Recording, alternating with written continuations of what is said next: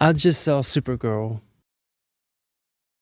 Since James Gunn was announced as the new head of DC Studios, I've had a lot of hope for this new era of DC.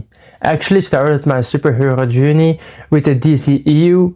While I enjoyed movies like Suicide Squad and some of the big moments featuring Superman, I never felt a deep connection to that universe. That's why this reboot feels different to me. For the first time, it feels like DC has a clear direction and every project helps build something bigger. With Superman setting the tone for the DCU with hope and humanity, I'm excited for Supergirl to show a very different side of this universe. I want Kara as well to be unpredictable, to be resistant, and maybe a little aggressive.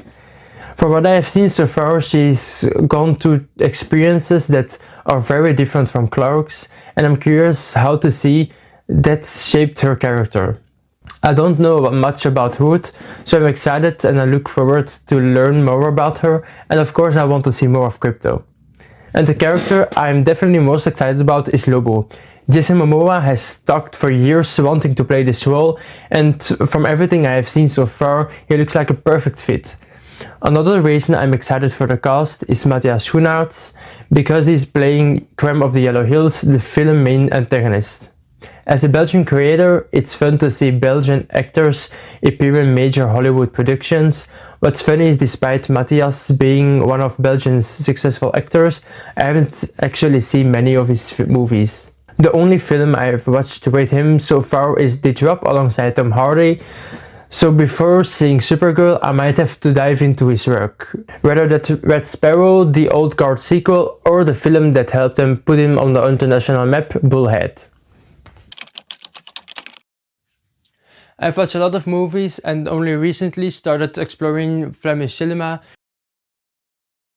With Matthias Schoenaerts being the main villain of Supergirl, I thought it would be the perfect opportunity to dive a little deeper into his filmography. First I'm gonna grab some coffee and a little lunch, because it's that time of the day, and then put on a movie. If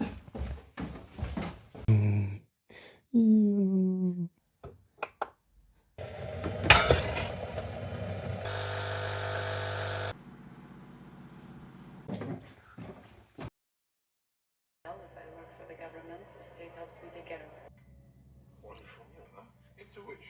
Okay, I watched these movies and I can say he can be intimidating without saying much.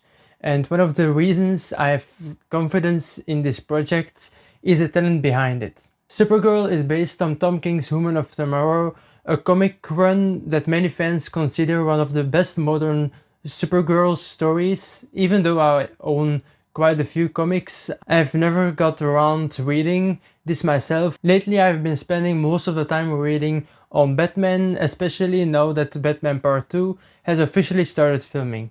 What gives me confidence is that DC isn't just making another superhero movie, they are adapting stories that already have a strong reputation among comic book fans, and putting it in the hands of Craig Gillespie, a director who has shown with films like Cruella and I, Tonya that he can balance character-driven stories with larger-than-life personalities. For me, this movie is more about than just Supergirl. It's the first real look at the cosmic side of the DCU. If DC wants to build a universe as large as the comics, this movie needs to show how weird, expansive, and ambitious this universe can be.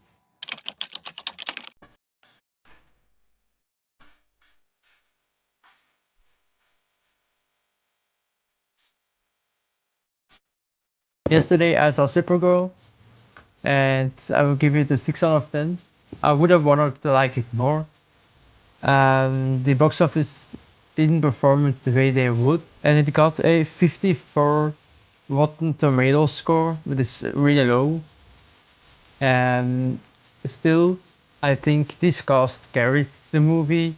Amelia Outlook is Supergirl, Jason Momoa is Lobo without a doubt, and the toxic discourse around the movie is just sad to see. Like a 14-year-old girl shouldn't have to deal with this. Although the box office is really low, before the movie they made 100 million on brandies alone. So that compensates. It shouldn't have been this way to compensate it, but still, it's a good thing. Story-wise, I think it was a little fast-paced.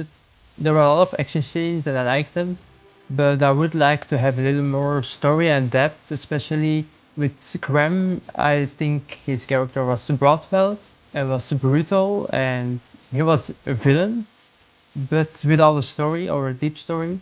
I would like to see that. It felt like it was trying to be a James Gunn movie without James Gunn.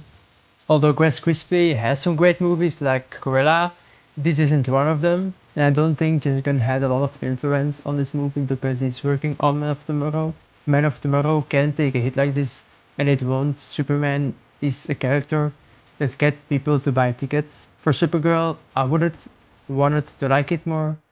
It is what it is. It's still a great movie and I recommend watching it. That said, we are now past half of the year, and as you can see, I want to try to make different videos, different formats, new ideas, and see what works, see what I enjoyed making the most.